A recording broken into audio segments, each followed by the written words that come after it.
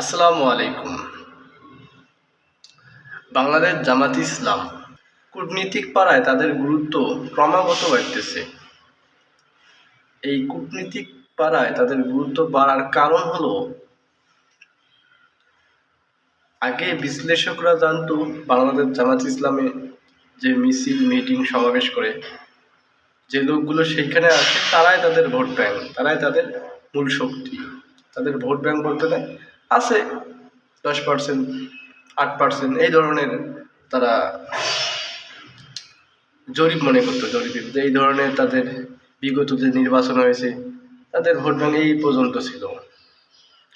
যখন বিদেশি সংস্থা জরিপে প্রকাশ করার পর